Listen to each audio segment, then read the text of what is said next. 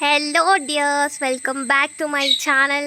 അപ്പോൾ ഞാൻ പറഞ്ഞിട്ടില്ലായിരുന്നു ഇന്നലെ ഞാൻ അപ്ലോഡ് ചെയ്ത വീഡിയോയിൽ പറഞ്ഞിട്ടുണ്ടായിരുന്നു ഞങ്ങളുടെ ടാങ്കിനകത്ത് പെരിച്ചാഴി വീണ കേസ്. മെനിയാന്നാണ് കേട്ടോ പെരിച്ചാഴി വീണേ. മെനിയാന്ന് 4 വീണേ, അല്ല തിങ്കളാഴ്ച വീണു, ഇന്ന് വെള്ളി. അപ്പം ഇന്നത്തേക്കായപ്പോഴത്തേക്കും കുരങ്ങ് വന്നിരിപ്പുണ്ട് കേട്ടോ. റംബുട്ടാനിൽ കാണത്തുണ്ടോ എന്തോ, കുരങ്ങ് വന്നിരിപ്പുണ്ട്.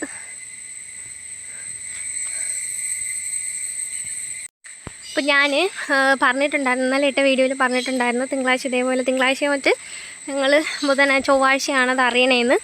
അപ്പം ഇന്നലെ ഉച്ചയായപ്പോഴത്തേക്കും ബേബിക്കാണെന്നുണ്ടെങ്കിൽ ചെറിയ ജലദോഷമൊക്കെ തുടങ്ങി. ഉച്ചയ്ക്ക് അവൻ ഫുഡ് കഴിച്ച് കഴിഞ്ഞിട്ട് ഉറങ്ങി എഴുന്നേറ്റപ്പോഴത്തേക്കും ചെറിയ ജലദോഷവും ചുമയൊക്കെ തുടങ്ങി. അങ്ങനെ വൈകുന്നേരം വരെ നോക്കി കൂടുവോ കുറയുമോ എന്നുള്ളത് നോക്കിയിട്ട് വൈകുന്നേരം ആയപ്പോഴത്തേക്കും കുറയുന്നില്ല. കുറച്ചുകൂടെ ചുമ കൂടിയപ്പോഴത്തേക്കും പിന്നെ രാത്രി ആശ്രയ എന്ന് പറഞ്ഞിട്ടൊരു ഹോസ്പിറ്റലിൽ കൊണ്ടുപോയി. ഞങ്ങൾ എലി വീണപ്പോഴത്തേക്കും ഗവൺമെൻറ് ഹോസ്പിറ്റലിലാണ് കേട്ടോ കാണിച്ചത്. എന്നിട്ട് എനിക്കത് അത്ര തൃപ്തിയായിട്ട് തോന്നാത്തതുകൊണ്ട് താഴെ ഞാൻ ആശ്രയ എന്ന് പറഞ്ഞിട്ടൊരു പ്രൈവറ്റ് ഹോസ്പിറ്റലുണ്ട്, ക്ലിനിക്കുണ്ട്, അവിടെ കയറി കാണിച്ചപ്പോൾ ഡോക്ടർ പറഞ്ഞത് കുഞ്ഞിനെ പ്രത്യേകം ശ്രദ്ധിച്ചോണം. അവർ തന്നത് ആൻറ്റിബയോട്ടിക്കാണ്, അത് കഴിച്ചാൽ മതി. പിന്നെ കുഞ്ഞിന് എന്തെങ്കിലും ബുദ്ധിമുട്ടുണ്ടാകുന്നുണ്ടെങ്കിൽ കാഷ്വാലിറ്റി ഉള്ള ഏതെങ്കിലും ഹോസ്പിറ്റലിലോട്ട് കൊണ്ടുപോകണമെന്ന് പറഞ്ഞിട്ടുണ്ടായിരുന്നു. നോർമലി പീഡിയാട്രീഷ്യന്മാർ നമുക്ക് വൈകുന്നേരം 6 മണി വരെയൊക്കെ ഉണ്ടാവുള്ളൂ. അപ്പോൾ അങ്ങനെ അവർ കാഷ്വാലിറ്റി കാണിക്കാൻ പറഞ്ഞിട്ടുണ്ടായിരുന്നു. ഞാൻ കൊണ്ടുപോയില്ലായിരുന്നു, നോക്കാമെന്ന് വിചാരിച്ചു. ആൻറ്റിബയോട്ടിക് കഴിച്ചാൽ മതി എന്ന് അവർ പറഞ്ഞിട്ടുണ്ടായിരുന്നു. അപ്പം ഇന്നലെ അവന് ജലദോഷമൊക്കെ ആയപ്പോഴത്തേക്കും ഞാൻ അവിടെ തന്നെ ആശ്രയയിൽ തന്നെ മടത്തറയാണ് കേട്ടോ, ആശ്രയ ഹോസ്പിറ്റൽ പറഞ്ഞേ, നല്ല ഡോക്ടറാണേ. അവിടെ കൊണ്ടുപോയി കാണിച്ചപ്പോഴത്തേക്കും ഡോക്ടർ അവിടെ ചെന്ന് നമ്മൾ പനി ടെസ്റ്റ് ചെയ്തു. ഡോക്ടർക്കും നഴ്സിനും ഓർമ്മയുണ്ടായിരുന്നു, ഞാൻ പറഞ്ഞ കേസ് ഓർമ്മയുണ്ടായിരുന്നു. അപ്പോൾ അങ്ങനെ പനി ടെസ്റ്റ് ചെയ്തു. തെർമോമീറ്ററിൽ ഫീവർ എടുത്തപ്പോഴത്തേക്കും 94 ഡിഗ്രി. മഴ ഈ പറഞ്ഞതൊക്കെ എന്തറിയണത് 94 ഡിഗ്രി. അപ്പോൾ അതുകൊണ്ട് ജലദോഷത്തിനും ചുമയ്ക്കും മരുന്നെന്ന് ആവിയും പിടിച്ച് നമ്മൾ തിരിച്ചു വന്നു. പക്ഷേ രാത്രി 7 എനിക്കൊന്നും 6:30 പോയെന്ന് തോന്നുന്നു. 7-7:30 ആയപ്പോഴത്തേക്കും തിരിച്ചു വന്നു. എന്നിട്ട് ഒരു 9:30-10 മണി രാത്രിയിലത്തെ ഫുഡും കഴിച്ച് കഴിഞ്ഞപ്പോഴത്തേക്കും സാറിന് പനിയായി. 99.8 അങ്ങണ്ടായി. അപ്പോൾ പിന്നെ പനിയുടെ മരുന്നും കൊടുത്ത് കിടത്തി. എന്നിട്ട് രാവിലെ എഴുന്നേൽപ്പിച്ചപ്പോഴത്തേക്കും പനിയില്ല, ജലദോഷവും ചെറിയ ചുമയൊക്കെ ഉണ്ട്, പനിയില്ല. അപ്പം അങ്ങനെ ആശാ വർക്കറെ വിളിച്ചപ്പോഴത്തേക്കും റഷീദാമ്മയെ വിളിച്ചപ്പോഴത്തേക്കും മാമി പറഞ്ഞു ജലദോഷവും പനിയൊക്കെ ഉണ്ടെന്നുണ്ടെങ്കിൽ കൊണ്ടുവന്ന് ടെസ്റ്റ് ചെയ്യാം. ഇങ്ങനെയൊരു സംഭവം ഉള്ളതുകൊണ്ട് കൃത്യമായിട്ട് അറിയാൻ പറ്റത്തില്ലല്ലോ ഇതാണോ അല്ലേ എന്നുള്ളത് അറിയത്തില്ല, പേടി വെച്ചുകൊണ്ടിരിക്കേണ്ട, ടെസ്റ്റ് ചെയ്യാം എന്ന് വിചാരിച്ചിട്ട് നമ്മൾ മടത്തറ ഗവൺമെൻറ് ഹോസ്പിറ്റലിൽ തന്നെയാണ് കേട്ടോ പോണേ. അപ്പം അങ്ങനെ നമ്മൾ ടെസ്റ്റ് ചെയ്യാൻ വേണ്ടി പോവാണ്. നമ്മൾ വീടിൻ്റെ അവിടെ മരം മുറിച്ച കേസ് ഞാൻ ആ വീഡിയോ പറഞ്ഞിട്ടുണ്ടായിരുന്നു. അങ്ങനെ മൊത്തം തൊള്ളിയും കാര്യങ്ങളും വെള്ളക്കെട്ടും നടന്നാണ് കേട്ടോ പോണേ. തേര് കയറാൻ പാടായതുകൊണ്ട് അപ്പുറത്തെ വഴി പോണില്ല.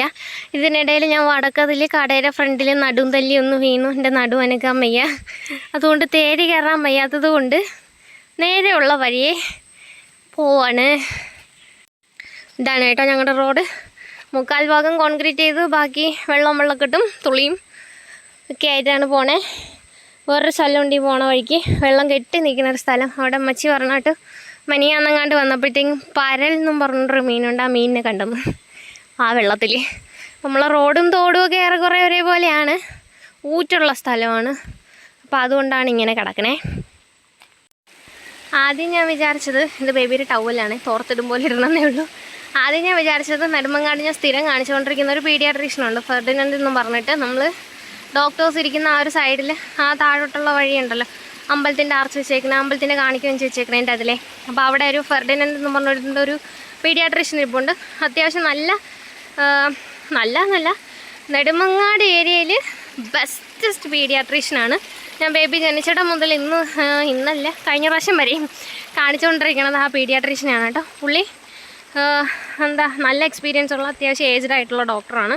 നമ്മൾ എന്തെങ്കിലും കാര്യം പറഞ്ഞ് ചെന്ന് കഴിഞ്ഞാൽ പുള്ളി എത്രയും കാര്യമായിട്ട് നമ്മളെ നോക്കും. ഇതാണ് കേട്ടോ ഞാൻ പരൽ മീൻ കിടക്കണമെന്ന് പറഞ്ഞ സ്ഥലം, വെള്ളം കെട്ടി കിടക്കുവാണ്. ചാലിൽ നിന്ന് വെള്ളം നേരെ വന്ന് റോഡിലാണ് ഇറങ്ങണേ, വേറെ വഴിയില്ലാത്തതുകൊണ്ട് നേരെ വന്ന് റോഡിലിറങ്ങും. അതാണ് അവസ്ഥ. അമ്മയും കുഞ്ഞും അങ്ങെത്തി. അപ്പോൾ കുഞ്ഞുങ്ങളുള്ള ആൾക്കാർ പുള്ളി പോയി കാണുക, പീഡിയാട്രീഷ്യനെ തന്നെ കുഞ്ഞുങ്ങളെ കാണിക്കുക.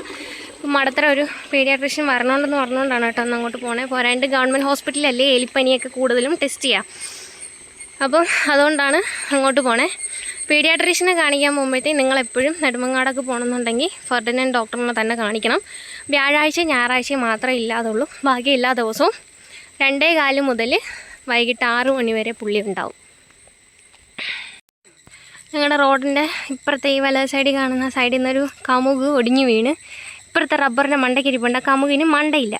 കണ്ടോ കമുകിന് മണ്ടയില്ല.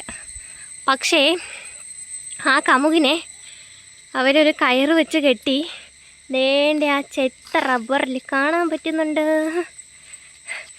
ആ മണ്ടയില്ലാത്ത ആ ഒടിഞ്ഞു നിൽക്കുന്ന റബ്ബറിൽ അതിൻ്റെ എവിടെ അതിൻ്റെ മൂട്ടിലായിട്ട് ഈ ചെത്ത റബ്ബറിൻ്റെ മൂട്ടിലായിട്ട് പിടിച്ച് കെട്ടി വെച്ചിട്ടുണ്ട് കമുകിനെ. എന്തിനോ എന്തോ മണ്ടയില്ലാത്തൊരു റബ്ബർ. മണ്ടയില്ലാത്തൊരു റബ്ബറും മണ്ടയില്ലാത്തൊരു കവുങ്ങും. അപ്പോൾ ഞങ്ങൾ റോഡിലെത്തി. ഓട്ടോ വിളിച്ചിട്ടുണ്ട്. ബസ് പോയി, അതുകൊണ്ട് ഓട്ടോ വിളിച്ചിട്ടുണ്ട്. ബിജോണ്ണൻ്റെ ഓട്ടോ വരും. നമ്മൾ ഹോസ്പിറ്റലിൽ പോയിട്ട് ബാക്കി. ഓട്ടോ വന്നു. ഗവൺമെൻറ് ഹോസ്പിറ്റലായതുകൊണ്ട് നമുക്ക് വീഡിയോ എടുക്കാൻ പറ്റത്തില്ല, പരിമിതികളുണ്ട്. ഇതാണ് ഡോക്ടർ ഇരിക്കുന്ന ഏരിയ. കണ്ടിട്ട് വരാം. കണ്ടു, മരുന്നെടുത്തു, തിരിച്ചിറങ്ങി.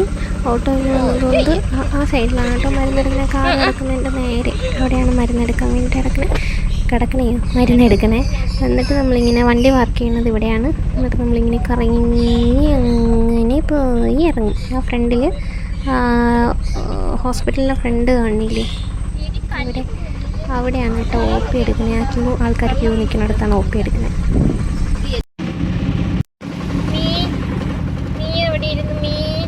ക്ലാസ് വെച്ചവരൊക്കെ ഒന്ന് പോയിണ്ടേ, നമ്മക്ക് പോണ്ടേ കൂളിംഗ് ക്ലാസ് വെച്ചൊക്കെ.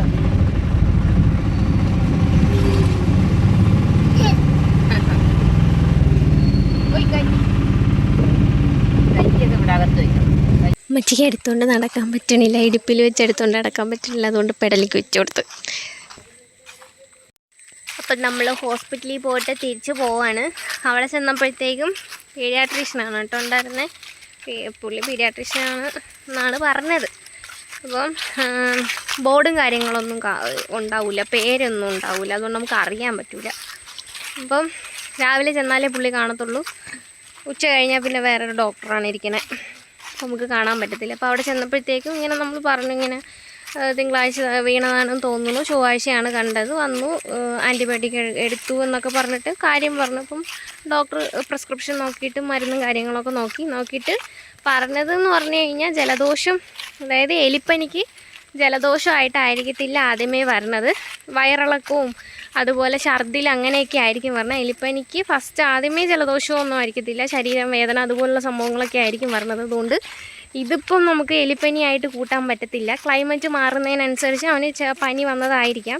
നാട്ടിലൊരു രോഗം മാത്രമല്ലല്ലോ ഉള്ളത് എന്നാണ് പറഞ്ഞത്. പിന്നെ വെള്ളം കുടിച്ചു പോയി എന്നുള്ള ഒരു പേടി കൊണ്ടാണ് നിങ്ങൾക്ക് അത് എലിപ്പനി ആയിരിക്കും എന്നുള്ളൊരു പേടി തോന്നുന്നത് എന്ന് പറഞ്ഞു. അപ്പം എന്നിട്ട് ഡോക്ടർ ചോദിച്ചു, ഇനി നിങ്ങൾക്ക് എന്ത് ചെയ്യണം, അല്ലെങ്കിൽ എന്താണ് ഇനി മുന്നോട്ടെന്നാണ് നിങ്ങൾ ചിന്തിക്കണേന്ന് ചോദിച്ചപ്പോഴത്തേക്ക് നമ്മൾ പറഞ്ഞു, ഇതേപോലെ എലിപ്പനിയുടെ ഒരു ബ്ലഡ് ടെസ്റ്റ് നടത്താമെന്നാണ് വിചാരിച്ചത്. അപ്പോൾ അത് ചോദിക്കണം എന്നുള്ളത്, അത് പറയണം, അത് ചെയ്യണം എന്ന് പറഞ്ഞു. അപ്പം ഡോക്ടർ പറഞ്ഞു, എലിപ്പനി എന്ന് പറയുന്ന സംഭവം ഇത് നമുക്ക് പനി വന്ന് ഒരു എലി മൂത്രമോ അല്ലെങ്കിൽ എലി കിടന്ന വെള്ളമോ എലി കുടിച്ച വെള്ളമോ അങ്ങനെ എന്തെങ്കിലും കഴിച്ചതിനോ അല്ലെങ്കിൽ ബോഡിയിൽ അഫക്റ്റ് ചെയ്തതിനോ ശേഷം നമുക്ക് പനി വന്ന് 4 ദിവസമെങ്കിലും കഴിഞ്ഞതിന് ശേഷം മാത്രമേ ബ്ലഡ് ടെസ്റ്റ് ചെയ്ത് കഴിഞ്ഞാൽ ബ്ലഡിൽ ഇതിൻ്റെ അണുക്കൾ കയറിയിട്ടുണ്ടോ ഇല്ലയോ എന്നുള്ളത് റിസൾട്ടിൽ അറിയാൻ പറ്റൂ. ഈ 4 ദിവസത്തിന് മുന്നേ നമ്മൾ എപ്പോൾ ടെസ്റ്റ് ചെയ്താലും നമുക്കറിയാൻ പറ്റത്തില്ല. പനി വന്ന് 3-4 ദിവസം കഴിഞ്ഞതിന് ശേഷം മാത്രം ടെസ്റ്റ് ചെയ്താലേ അറിയാൻ പറ്റുള്ളൂ എന്ന് പറഞ്ഞു. അപ്പോൾ ഇവൻ ഇന്നലെ ഉച്ചയ്ക്കാണ് പനി വന്നത്. അപ്പം പനിയായിട്ട് മാത്രമേ ഉള്ളൂ, ജലദോഷവും ചുമയും പനിയും നോർമലി നമുക്ക് വരുന്ന പനി പോലെ ഉള്ളൂ. അല്ലാതെ ലൂസ് മോഷനോ വയറുവേദനയോ കാര്യങ്ങളോ ഒന്നും ഇല്ലാത്തത് കൊണ്ട് തൽക്കാലം ടെസ്റ്റ് ചെയ്യാൻ നിൽക്കണ്ട. ഒരു 2-3 ദിവസം കൂടെ വെയിറ്റ് ചെയ്യുക. പനി മാറുന്നില്ല, കടുത്ത പനിയാണ്, പനി മാറുന്നില്ല എന്നുണ്ടെങ്കിൽ നമുക്ക് അതിൻ്റെ കാര്യങ്ങൾ മുമ്പോട്ട് നോക്കി ടെസ്റ്റും കാര്യങ്ങളൊക്കെ ചെയ്യാമെന്നാണ് പറഞ്ഞത്. അങ്ങനെ പറഞ്ഞു. പിന്നെ പനിയുടെ മരുന്നും കൈ കഴിക്കുന്നു. പനിയുടെ മരുന്നും അതേപോലെ ജലദോഷത്തിൻ്റെയും ചുമയുടെയും മരുന്നും തന്നു. മരുന്നൊക്കെ എടുത്ത് ഞങ്ങൾ തിരിച്ചു പോവാണ്. അമ്മയും മോനും അങ്ങ് എത്തി. എൻ്റെ നടുവിൻ്റെ കേസ്, ഞാൻ വീണ കേസ് പറഞ്ഞപ്പോഴത്തേക്ക് അതിൽ പുരട്ടാനായിട്ടൊരു ജെല്ലും വേദനയ്ക്ക് കഴിക്കാനായിട്ട് ടാബ്ലറ്റും തന്നു. 2 ടാബ്ലറ്റും 2 സെറ്റ് ടാബ്ലറ്റും അതേപോലെ പുരട്ടാനായിട്ടൊരു ജെല്ലും തന്നു. വേദന കാരണം എനിക്ക് നടക്കാൻ പറ്റുന്നില്ല. സ്പീഡിന് കാല് വെച്ച് നടക്കാൻ പറ്റുന്നില്ല. അതേപോലെ കുനിയാനും നൂരാനൊന്നും പറ്റുന്നില്ല. നല്ല വേദനയുണ്ട്. ഡോക്ടർ പറഞ്ഞത് കളർ വ്യത്യാസമൊന്നുമില്ല, നീരുമൊന്നുമില്ല എന്നുണ്ടെങ്കിൽ കുഴപ്പമില്ല, ഇത് ചെയ്ത് നോക്കുക. പിന്നെ ഇടയ്ക്കൊന്ന് ചൂട് പിടിച്ചു കൊടുക്കാനും പറഞ്ഞിട്ടുണ്ട്. ചൂട് പിടിച്ചത് മെനിഞ്ഞാന്നെങ്ങാണ്ടാണ് ഞാൻ ചൂട് പിടിച്ചത്. മെനിഞ്ഞാന്നല്ല, 4-ാന്നാണ് ഞാൻ ചൂട് പിടിച്ചത്. ഇപ്പോൾ ഇത്രയും ദിവസമായിട്ടും ചൂട് പിടിച്ചില്ല. പിന്നെ തൈലം തേച്ചുകൊണ്ടിരിക്കുമായിരുന്നു. അപ്പോൾ അങ്ങനെയാണ് കാര്യങ്ങൾ. വീടെത്താനായില്ല, ഇനിയുണ്ട് ഒരിറക്കം, പിന്നൊരു കയറ്റം. ഇത് മൈക്കില്ലാത്തതുകൊണ്ടാണ് കേട്ടോ, വോളിയം കുറവായിരിക്കും. ഞാൻ ഒച്ചത്തിൽ കിടന്ന് കയറിയാലും വോളിയം തീരെ കുറവായിരിക്കും. നടക്കുന്നതിൻ്റെ സൗണ്ടും അതേപോലെ മൈക്കില്ലാത്തത് കൊണ്ട് ഫോണ് അത്രത്തോളം പിടിച്ചെടുക്കാൻ പറ്റുന്നുണ്ടാവുള്ളൂ സൗണ്ട്. അപ്പോൾ അതാണ് സൗണ്ടിൻ്റെ വേരിയേഷൻ പറഞ്ഞത്. വീഡിയോ കാണുമ്പോഴത്തേക്കും ഫുൾ വോളിയം വെച്ചാലേ ഞാൻ എന്താ പറയണതെന്ന് അറിയാൻ പറ്റും. അല്ലെങ്കിൽ പൊട്ടനാട്ടം കാണുന്ന പോലെ ആയിപ്പോവും. പൊട്ടൻ്റെ ആട്ടം കാണുന്ന പോലെ ആയിപ്പോവും. അപ്പം വീടിൻ്റെ താഴെ എത്തി. ശ്യാമയുടെ ഷെഡിൻ്റെ അവിടെ എത്തി. ഇനി കുറച്ച് ദൂരം കൂടെ ഉള്ളൂ. വീട് നിറയെ കുരങ്ങുണ്ട്. കുരങ്ങിനെയും കൂടെ കാണിച്ചിട്ട് വൈൻഡപ്പ് ചെയ്യാം.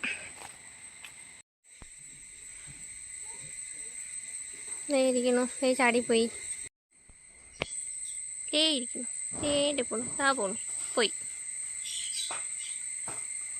എവിടെ ഇരുന്നു ഉളിഞ്ഞു നോക്കുന്നു. ഇരിക്കുന്നു.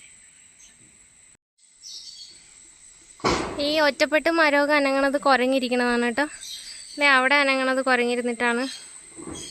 വേണ്ടേ അവിടെ അനങ്ങണ കുരങ്ങിരുന്നിട്ടാണ്. കുരങ്ങനായിട്ട് കാണിച്ചു തരാൻ വേണ്ടിയിട്ട് പറ്റണില്ല. പക്ഷേ വേണ്ടേ മുരിങ്ങേരെ മുകളിലോട്ട് കയറി പോകണുണ്ട്. പോണു കുരങ്ങൻ. ഇരിക്കുന്നു. മൊത്തം നശിപ്പിച്ചു. നമ്മൾ പോകാനായിട്ട് ഇറങ്ങിയപ്പോഴത്തേക്കും ഈ ജന്തു വന്നതാണ്. വന്ന് മൊത്തവും നശിപ്പിച്ച് എല്ലാ മരത്തിൻ്റെയും കൊമ്പ് ഒടിക്കും. തിന്നാനൊന്നും കിട്ടാത്തതുകൊണ്ട് മരത്തിൻ്റെയൊക്കെ കൊമ്പൊടിച്ച് നശിപ്പിച്ചിട്ടിട്ട് പോവും. മൊത്തം കുരങ്ങാണ്. 1000 എണ്ണം ഒരുമിച്ച് വന്നിറങ്ങും. അപ്പോൾ ഇത്രയൊക്കെയാണ് ഇന്നത്തെ വിശേഷം. മുരിങ്ങയില എവിടെ ഇരിക്കുന്നു വൃത്തിയായിട്ട ജന്തു. അപ്പോൾ അടുത്ത വീഡിയോ ആയിട്ട് കാണുന്നവരെ, എലിപ്പനി വന്നില്ലെങ്കിൽ അടുത്ത വീഡിയോ ആയിട്ട് കാണുന്നവരെ ബൈ, സീ യു. അതേപോലെ എല്ലാവരും എൻ്റെ ചാനലൊന്ന് സബ്സ്ക്രൈബ് ചെയ്യണം, സപ്പോർട്ട് ചെയ്യണം, ലൈക്ക് ചെയ്യണം, കമൻറ്റ് ചെയ്യണം, ഷെയർ ചെയ്യണം. അപ്പോൾ ബൈ, സീ യു.